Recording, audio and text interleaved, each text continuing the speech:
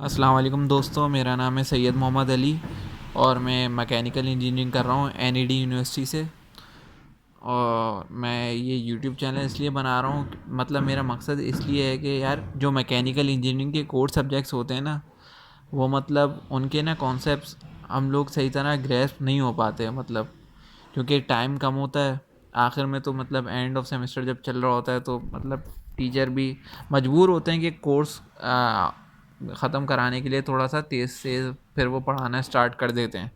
तो एंड में फिर ये होता है कि हमारा ना बहुत सारे जो है वो हम फिर मतलब आज कर लूँगा कल कर लूँगा, तो उसमें लेक्चर हम सही तरह अटेंड नहीं कर पाते, उस तरह फिर हम एग्ज़ाम की तैयारी नहीं हो पाती।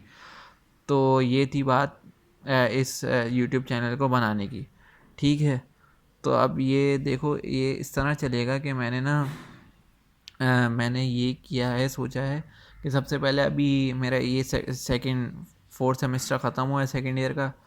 तो उसमें सॉलिड मैकेनिक्स मैं पढ़ाने स्टार्ट कर रहा हूँ ना, सॉलिड मैकेनिक्स से वन से। तो ये भी ख़त्म हुआ है तो थोड़ा सा इसका है मुझे ना नॉलेज है, मतलब अच्छा सा है।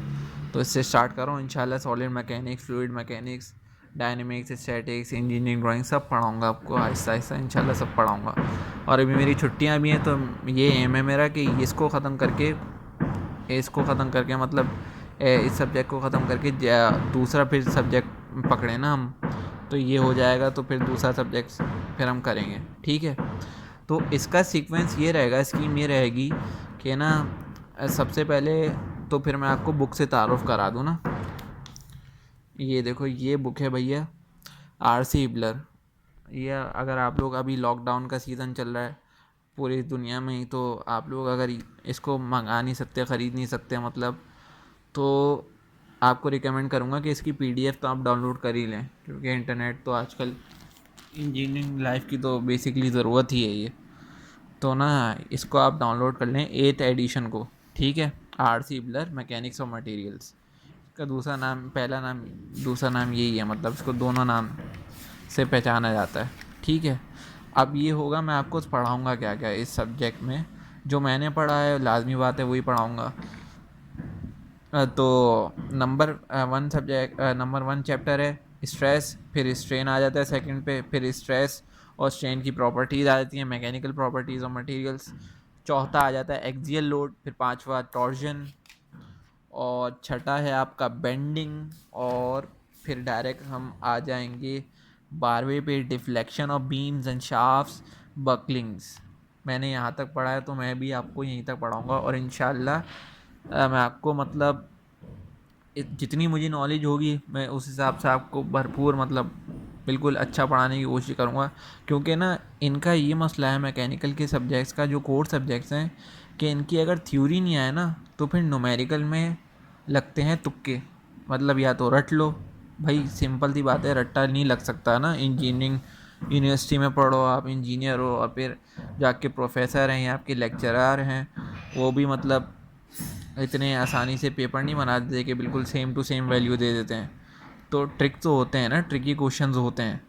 तो इसलिए जब तक आपको थ्योरी नहीं आएगी ना, तो ये गारंटी है कि आप न्यूमेरिकल मतलब आप उतना ही कर सकते हो मतलब जितना किया हुआ है। लेकिन आपको अगर थ्योरी भी आ गई ना, तो ज़रा सा आड़ा टेढ़ा क्वेश्चन आएगा तो वो भी आप इंशाल्लाह टैकल कर लोगे।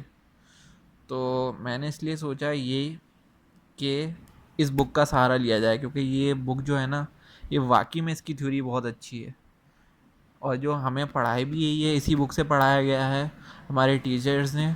तो ये वाकई में हेल्पफुल बुक है। आर सी हिबलर साहब ने बहुत अच्छा काम किया। हालांकि ये सिविल इंजीनियर थे, लेकिन इन्होंने मैकेनिकल के लिए जो ये डायनेमिक्स के सब्जेक्ट हैं, हालांकि डायनेमिक्स और स्टैटिक्स ये दो सब्जेक्ट ऐसे हैं कि मतलब सिविल और मैकेनिकल में दोनों में हैं। सही है, तो फिर मैंने ये, और ये देखो भाई इस तरह चलेगा। मैंने आपको सारी स्कीम बता दी। अब ये देखो, solid mechanics one, chapter one, मैं थोड़ा सा ही ओवरव्यू दे रहा हूँ, थोड़ा सा ही ओवरव्यू दे रहा हूँ, ऐसा सुन लो। ठीक है, तो सॉलिड आपको पता है, आप वन क्लास से पढ़ते हुए आ रहे हो, केजी प्रेप से पढ़ते हुए आ रहे हो। ये क्या होते हैं मुझे बताने की ज़रूरत नहीं है। फेजेस, तीन फेज़ ऑफ मैटर होते हैं। जब आप छोटी क्लासों में पढ़ते हो, थोड़ा सा आपका लेवल बढ़ता है तो आपको टीचर पढ़ाता है कि चौथी भी फेज़ होता है, वो क्या होता है आपको पता है, प्लाज्मा। ठीक है, अब आ जाओ मैकेनिक्स पे। मैकेनिक्स क्या है? ब्रांच ऑफ फिजिक्स है। अच्छा, आपको ये भी बात पता होगी कि यार फिजिक्स और मैथमेटिक्स मतलब इंजीनियरिंग की ना मेन चीज़ें हैं ये। अगर आपको इसी में आप हिले हो ना तो इंजीनियरिंग करनी मुश्किल हो जाती है, वाकई में मुश्किल हो, बिल्कुल मुश्किल हो जाती है, अजियत हो जाती है, मैं तो ये कहूँगा। क्योंकि ना फिज़िक्स बहुत डील होती है इंजीनियरिंग सब्जेक्ट्स में, फिज़िक्स और मैथमेटिक्स इनका ही खेल है इंजीनियरिंग बेसिकली, अगर आसान अल्फाज में बोलूँ मैं। तो ये देखो, mechanics is the branch of physics that deals with the action of forces on different bodies under accelerated motion और इन स्टेशनरी कंडीशन। ठीक है, क्या बोल रहा है? Action of forces deal with the action of forces, यानी ये पेन ले लो, एक्शन ऑफ फोर्सेस, और ये मैंने लगाया इस बुक पे। तो एक्शन ऑफ फोर्सेस क्या? Action of forces on different bodies under accelerated motion और इन स्टेशनरी कंडीशन। या तो एक्सलेटेड मोशन पैदा करेगी फोर्स या स्टेशनरी कंडीशन में रहेगी बॉडी। ठीक है। अच्छा, मैकेनिक्स की फर्दर डिवाइड क्या हुई हुई है? ठीक है, फर्दर डिवाइड किन किन चीज़ों में हुई है? रिजिड बॉडी मैकेनिक्स में और डिफॉर्मेबल बॉडी मैकेनिक्स में। अच्छा, तो रिजिड बॉडी क्या होती है और डिफॉर्मेबल बॉडी क्या होती है? सबसे पहले तो यही आ जाओ ना। रिजिड बॉडी ये होती है मेरे दोस्तों, that does not change its shape और साइज, ये होती है रिजिड बॉडी। ठीक है। और डिफॉर्मेबल बॉडी क्या होती है?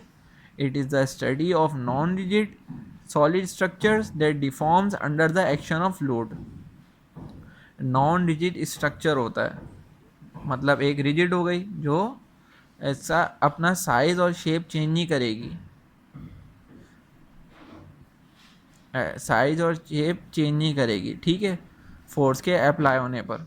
लेकिन जो डिफॉर्मेबल बॉडी होगी वो नॉन रिजिड सॉलिड स्ट्रक्चर होगा that deforms under the action of load, यानी फोर्स आसान अल्फाजों में। ठीक है, अभी लोड का मैं अभी आपको बताऊंगा जब ये फर्दर पढ़ते रहेंगे ना इस सब्जेक्ट में। तो अच्छा जी, अच्छा रिजिड बॉडी क्या होती है? अब यहाँ पे आ रहा है रिलेटिव डिस्प्लेसमेंट्स, डिफॉर्मेशन में आ रहा है ना कि डिफॉर्मेशन क्या होती है भाई? डिफॉर्मेबल से डिफॉर्मेशन से डिफॉर्मेबल बना है ना वर्ड।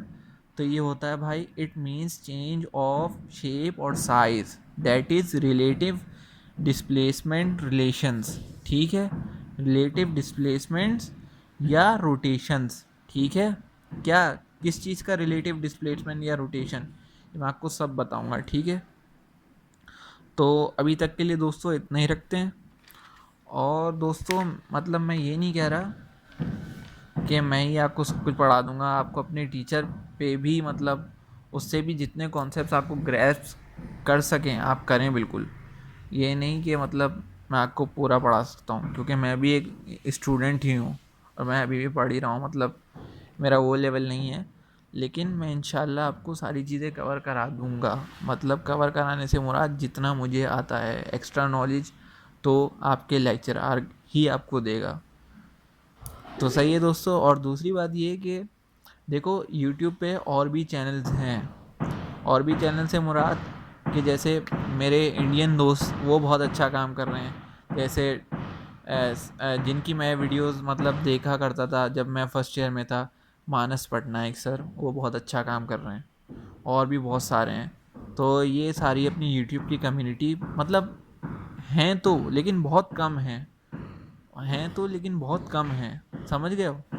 तो ये कहना चाह रहा हूँ। सही है बात, सही है दोस्तों।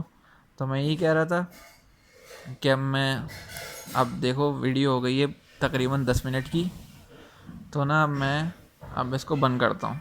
ठीक है, तो यार बस अपना प्यार मुझ पे दिखाते रहना सब्सक्राइब के चक्कर में, सही है, सब्सक्राइब करते रहना मेरे चैनल को।